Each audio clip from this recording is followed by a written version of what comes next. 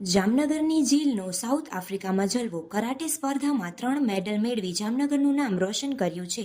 ઝીલ મકવાણા નાનપણથી કરાટે શીખી રહી છે. ડર્બનમાં યોજાયેલ કરાટે ટુર્નામેન્ટમાં તેમણે બેસ્ટ દેખાવ કર્યો. એક સાથે 3 મેડલ જીતી વતન પાછા ફરાતા તેમનું ભવ્ય સ્વાગત કરવામાં આવ્યું છે. મારું નામ નીતેશ મકવાણા છે. જામનગરની અંદર લાયન્સ કરાટે ક્લબની અંદર હું ફાઉન્ડર અને પ્રેસિડેન્ટ છું.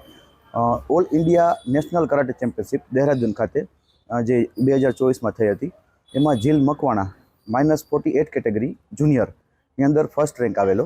એટલે જે ફર્સ્ટ રેન્ક આવે એ એક એનું પ્રતિનિધિત્વ, ભારતનું પ્રતિનિધિત્વ કરવા માટે સાઉથ આફ્રિકા ડર્બનની અંદર કોમનવેલ્થ કરાટે ચેમ્પિયનશિપ 2024ની અંદર પાર્ટિસિપેટ કરે.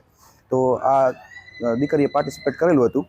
ત્યાં તેનું પોતાની ઇન્ડિવિજ્યુઅલ કેટેગરીની અંદર સિલ્વર મેડલ, બીજો નંબર, અને એની ક્લબ કોમ્પિટિશનની અંદર ગોલ્ડ મેડલ ફર્સ્ટ રેન્ક, અને ટીમ ફાઇટની અંદર બ્રોન્ઝ મેડલ થર્ડ રેન્ક. એક સાથે 3 મેડલ ગુજરાતના ઇતિહાસની અંદર પ્રથમ વખત મળેલા છે. અને ત્યાર પછી અમે એના માટેનો ફેલિસિટેશન પ્રોગ્રામ આજે રાખેલો છે, જે બધા પેરેન્ટ્સ અને સ્ટુડન્ટ આજે એના સન્માન માટે અમે ભેગા થયા છીએ. અને ઇન્ડિયા લેવલ ઉપર ફર્સ્ટ રેન્ક ગોલ્ડ મેડલ છે ઓલ ઇન્ડિયામાં ઝીલ મકવાણા. મારું નામ ઝીલ મકવાણા છે. હું છેલ્લા 8 વર્ષથી લાયન્સ કરાટે ક્લબની અંડરમાં ટ્રેનિંગ લઉં છું. ગુજરાત સ્ટેટ ક્લિયર કરીને હું નેશનલ રમવા ગઈ હતી, અને નેશનલમાં મને ગોલ્ડ મેડલ મળેલું છે.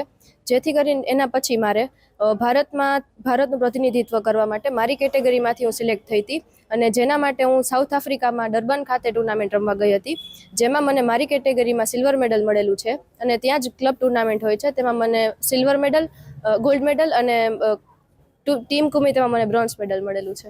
હું 6 વર્ષની ઉંમરથી શીખું છું.